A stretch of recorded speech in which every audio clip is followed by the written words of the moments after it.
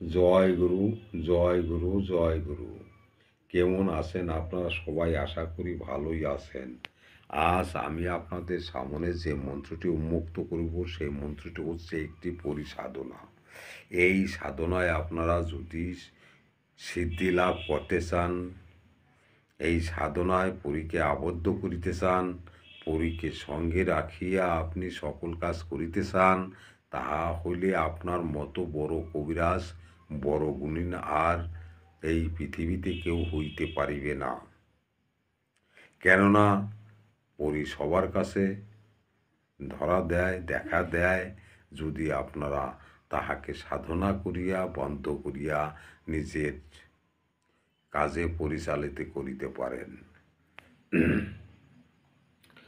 আজ আমি আপনাদের সামনে যে সমস্ত বিদ্যা দান করিব তাহা হচ্ছে একটি পরিচালন মাত্র।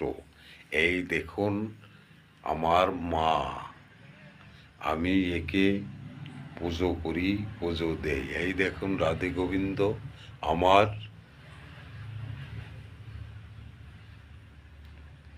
সাধনার বস্তু, মা আমার সাধনার বস্তু। ওই দেখুন শিবশম্ভু, ওই যে ওখানে আছে দেখুন শৈবশম্ভু। একে নিয়ে আমি এই সাধন ভজন করিয়া থাকি। যদি আপনারা কেউ কোনো বিদ্যা শিখিতে চান, জানিতে চান, দেখিতে চান, তাহা হইলে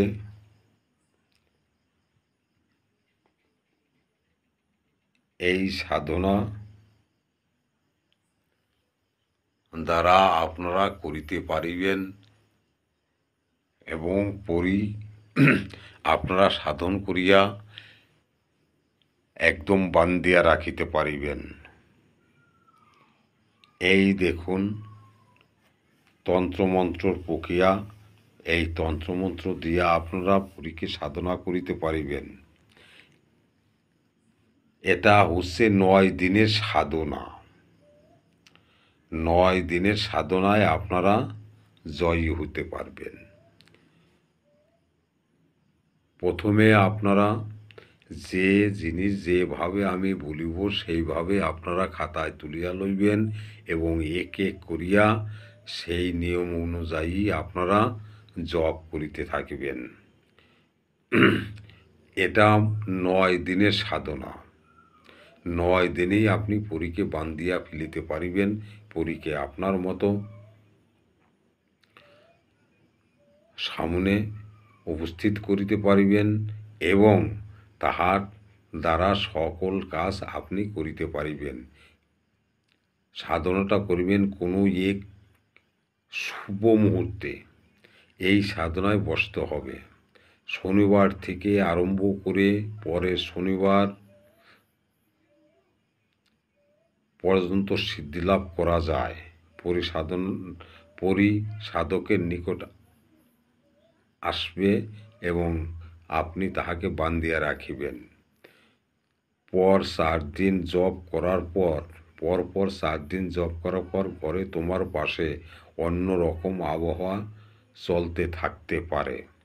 কেননা এই সাধনায় যাকে আপনি সাধনা করিতেছেন, যাকে আপনি পাইবেন, যাকে এক মনে ধ্যানে জপ করিতেছেন, সে আপনার কাছে অবশ্যই আসিবে এবং অবশ্যই আপনার এই আসিয়া আপনার এই মন্ত্র শব্দ শুনিবে। এইবার নিয়মটা আপনারা শুনুন। তার আগে সমীতন্ত্র মন্ত্র চ্যানেলে যারা আছেন তাহারা সাবস্ক্রাইব করিবেন এবং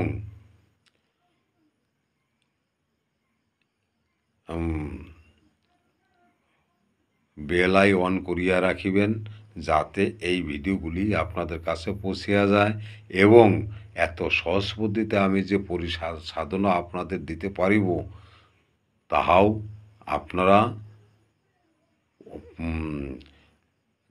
যে সাধনা করিতে চায় তাহাকেও আপনি এই দান করিতে পারেন। সাধনা সহজ এবং অতি কঠিনতম সাধনা। এই পরিসাধনা করিতে গেলে অনেকজন অনেক প্রকার ভয় পাইয়াছে, অনেক কিছু ঘটিয়াছে তাহার সঙ্গে, কিন্তু আমার এই পরিসাধনা শুধু মন্দিরে বসেই করা যায় যদি আপনি করতে পারেন। এই দেখুন চিত্রটি এবং মন্ত্রটিও লেখা আছে, দেখুন এই যে চিত্রটি, এটা হচ্ছে পরিসাধনার বস্তু। এইবার হিন্দু ভাইদের বলছি, প্রথমে যদি এই পরীকে সাধনা করিয়া আপনি কাছে পাইতে চান, তাহা হইলে শিবের যে পোশাক বা লাল কাপড় পরিধান করে সেই কাপড় পরিধান এবং করে বসতে হবে সাধনায়। মাথায় যে কোনো কাপড় দিয়ে বাঁধা যেন থাকে, আপনার মাথায় যেন কাপড় বাঁধা থাকে আটকাইয়ে। নীল আসনে বসবেন, রুদ্রাক্ষ বা মুগার মালায় জপ করবেন, এক মনে মন্ত্র জপ করবেন। ধূপ একটি, সরিষার তৈলের প্রদীপ জ্বালাবে। আতশোমা দিয়ে ঘর সুগন্ধময় করবেন এবং ভয় করবেন না।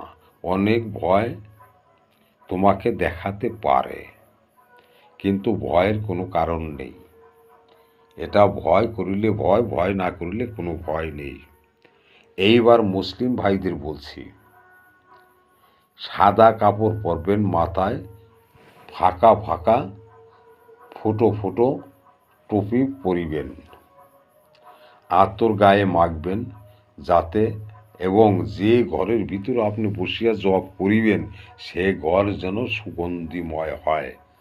এই হিন্দুরাও করিতে পারেন, বৌদ্ধরাও করিতে পারেন, যে কোনো মানুষ যে কোনোভাবেই করিতে পারেন, তবে মাথাটা যেন আপনার সবসময় আটকা থাকে। মাথাটা যদি আটকা না থাকে তাহলে আপনার মাথার চুল তুলিয়া লইয়া যাইতে পারে, এই জন্য মাথাটিকে আপনার আটকায় রাখিতে হইবে।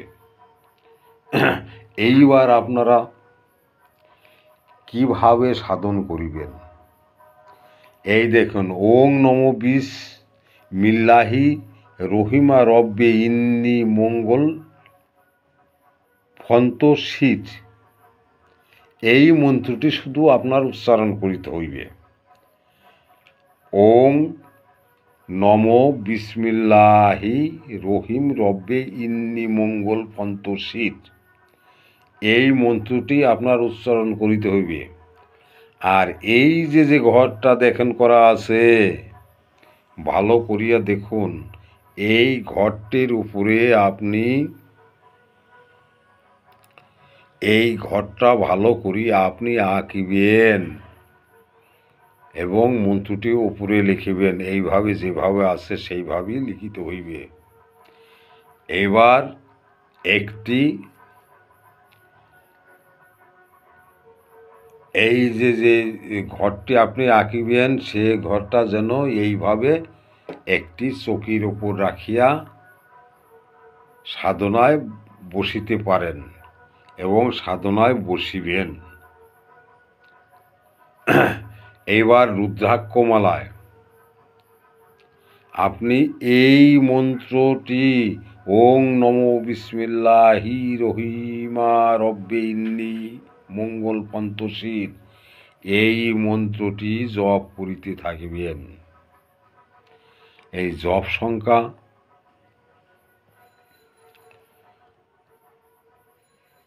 যত বাড়াইতে পারিবেন তত আপনার শুভ হইবে।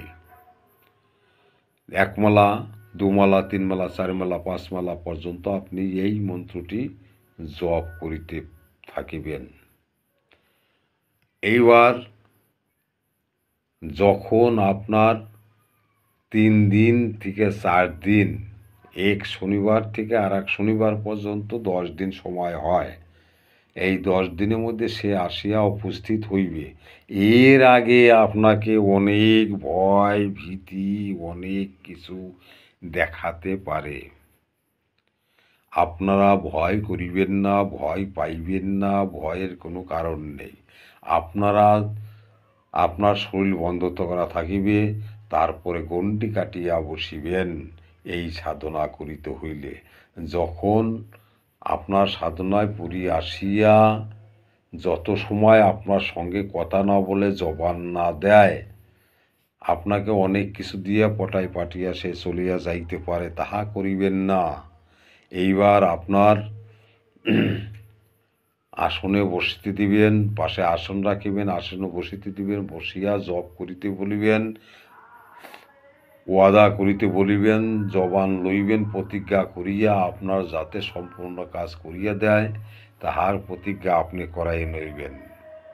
কেননা প্রতিজ্ঞা না করাইলে সে আপনার কথা মতো কাজ করিবে না এবং কথা মতন সে চলিবে না। এই জন্য আপনাকে বলছি তাহাকে